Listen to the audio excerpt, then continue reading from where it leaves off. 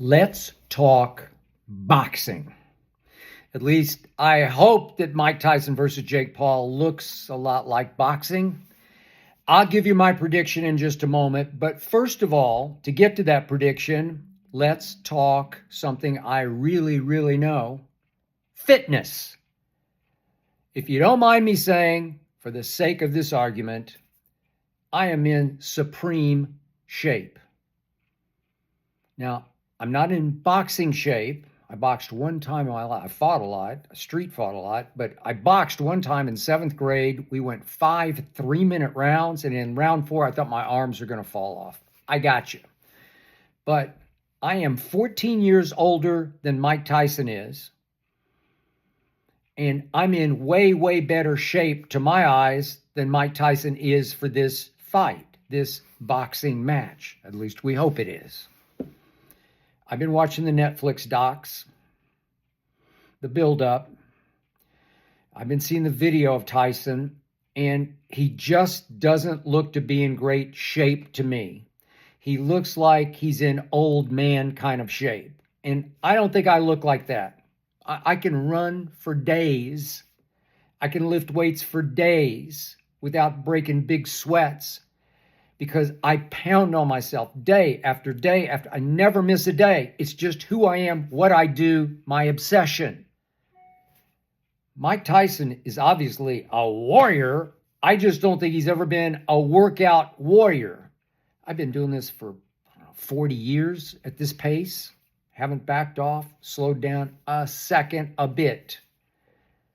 The last time Mike Tyson was really in shape was when he was just in kid shape. When he was 21 years of age. What he did to Michael Spinks was ungodly. It was irreverent. It was scary, great. It was death and destruction right before your very eyes. I watched it live and I was knocked out because it lasted, 91 seconds? That was June 27th of 1988. Mike Tyson was 21 years of age. He peaked that day. He absolutely annihilated a light heavyweight in Michael Spinks. It just wasn't a fair fight. It was over like that. Because Mike Tyson at that point in his life was the baddest man on the planet. I see now that he keeps saying that Jake Paul just doesn't understand. Mike said, I'm a natural born killer. I got you, Mike. I'm with you, Mike. I want to blast from past too, Mike. I want to reach back for the baddest man on the planet. And he's somewhere down inside, but he's camouflaged by a little too much paunch on the stomach. Mike's still a few stomach pounds overweight, just a little paunch hanging over. And when I watch him try to work out, try to lift weights, he just labors. It's not a labor of love like it is for some of us psycho wackos. I just don't think he's in shape to do more than go natural born killer. Maybe in round 1 or 2, go for the quick knockout, give it his all, shoot his wad, flail away, try to catch Jake Paul with one big uppercut, just one big knockout punch from hell. Go baddest man. I'm sure we'll see that in rounds 1 and 2. But after that, I think he'll just punch himself right out. And if Jake Paul is as shrewd an operator as I think he is, he'll just fend it off. He'll play a little bit of rope-a-dope. He'll let Mike punch himself out, and then he'll play with him and toy with him and sort of honor him and carry him through the rest of the fight. That's my biggest fear. Now, Mike Tyson says that Jake is manufactured. And I get you, Mike. He's a YouTube creation, but he did create himself. And by the way, I'm a Jake Paul fan. I loved Mike Tyson when he was the baddest man. But after 21, it was hard to love him, because then came Buster Douglas when he fell completely out of shape, as you remember. That was 1990. It was just an abomination, unwatchably bad, embarrassing, humiliating for Mike Tyson. And then he tried to bounce back in the two Holyfields, and he had to resort to biting Mike Evander's ear off in the second one, lost both of them. I was there for Lennox Lewis, Memphis, Pyramid, 2002. It was hard to watch. Shell of Self, Mike Tyson. He was gone in the 8th round. I did not watch Kevin McBride, 2005. That was the last professional fight that Mike Tyson fought, and it was almost 20 years ago. And it was an abomination, an embarrassment for somebody as great as Mike Tyson was, peaking at 21. So Jake Paul at 27, you got to give him some credit, because I think he's turned himself into a serviceable fighter. I think he can box a bit. I think he can hold his own. I watched Tommy Fury. Jake lost. I thought it should have been unanimous. He did win one card by 1 point. But he hung in with Tommy Fury, who's clearly a better boxer, more proficient, more schooled, better schooled. But Jake Paul is sneaky athletic. Jake Paul has an it factor to him. Jake Paul is obviously a very clever, very creative self-promoter, especially on YouTube. I admire all that about Jake Paul. I think he's got some backbone to him. I think he's not afraid of the biggest moments, and I definitely think he's not afraid of Mike Tyson. So I think that Jake Paul, I think he knows that now that he's gained, I was afraid he gained too much weight, that he knows he can get away with insulting Mike Tyson. And for a while, early in their media tour, Jake Paul was saying some things about Mike Tyson you just don't say, because somewhere deep down inside there, way deep down inside there, is a bad MF. And I kept saying publicly, Jake, you're pushing so hard, you're reaching so far that you're crossing the line with Mike Tyson. I know you're trying to sell the fight, and both of them are going to make ungodly amounts of money, no doubt, because we're all going to watch, because we're intrigued, we're hooked, they have us by the eyeballs. But Jake Paul is credible to me because I think he just gets it. I think he invented himself into a boxer who's decent. I'll go, he's just a decent boxer. I mean, he lost the one fight by split decision to Tommy Fury, who's pretty connected relationship-wise, right? Who's, you know, he's got some pretty good genes, right, genetically. So the point is that Jake Paul, he's gained weight so that he can be a little heavier than Mike, so he can take the punches and dole out the punches. And for a while I thought he was getting too fat, but now he's starting to look pretty good. It looks like he is carrying his weight reasonably well. Last I saw, he was at 236-ish to Mike's 230. So he's actually the bigger man, not the badder man, but the bigger man. And I just think at 27, he's in sneaky good shape because he's sneaky athletic. I think he was a pretty good high school football player. I think he's got some basketball ability to him. I like the way he moves. And I think he's an underrated, sort of sneaky good puncher. I think he's going to catch Mike a couple times. But I don't think Jake will take this fight nearly as seriously as Mike does.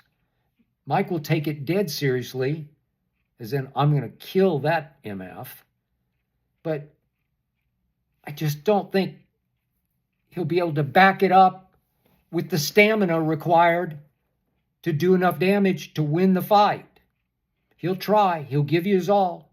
We're going to see some big blast from past flurries, rounds 1 and 2, and that will be that. I'm a huge boxing fan. I don't get to talk about it enough because we don't have enough. I've turned into MMA UFC fan because I have no choice. But listen, I grew up die-hard boxing. I lived and died for Muhammad Ali, Cassius Clay to start off with, then Muhammad Ali from the Olympics in Rome on. That man was the man. I had 2 posters on my wall, Ali and Joe Namath of the New York Jets, because they were both rebels with causes. I was there for most of those fights, watched all those fights. The 3 Frazier fights, the Thrilla in Manila, all-time great strategy. The 2 Ken Nortons. I wrote big stories for the LA Times on Ken Norton. I was there for all the big fights. And then all of a sudden it came to this, that Ali resorted to fighting this kickboxer in Tokyo named Inoki. What was it, 77, I think it was, 76 maybe?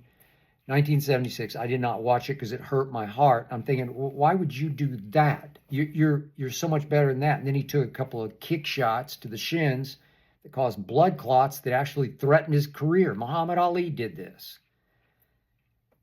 Then he bounced back, lost to Leon Spinks. I did big stories for him for the LA Times.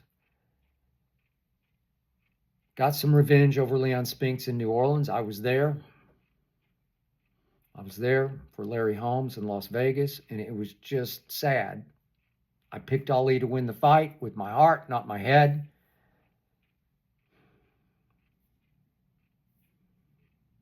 And Angelo Dundee had to throw in the towel.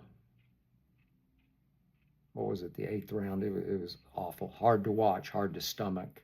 Then I was there for Trevor Berbick in the Bahamas, middle of nowhere, with cowbells that they were ringing between rounds. That was Ali's last fight that he lost pathetically. I don't want to see that happen to Mike Tyson. I hope this is worth the price of admission, worth your Netflix subscription. But this does feel different to me. I must admit I'm excited for it because it's such a bizarre but fascinating matchup of very old versus weird new. YouTube new. Very old, 58, versus 27 from nowhere off this thing called YouTube. Really?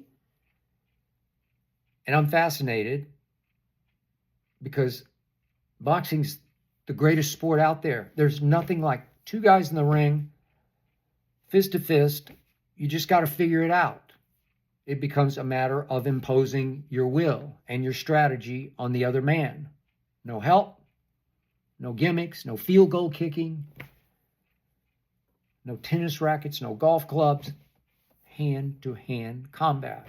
Now, obviously, it's rigged a bit for Mike Tyson because we're talking about 8 2-minute rounds as opposed to 3-minute rounds. Still don't think he's got enough stamina to really last. We're talking about 14-ounce gloves versus what are usually 8 or 10-ounce gloves. It just depends on what the conditions are that they agree to. But a lot of these fights are 8-ounce gloves. MMA gloves are 4-ounce gloves. And now they're going all the way up to 14-ounce. You're kidding. It's a pillow fight. But I'll watch. Maybe because I don't have anything else to look forward to when it comes to boxing.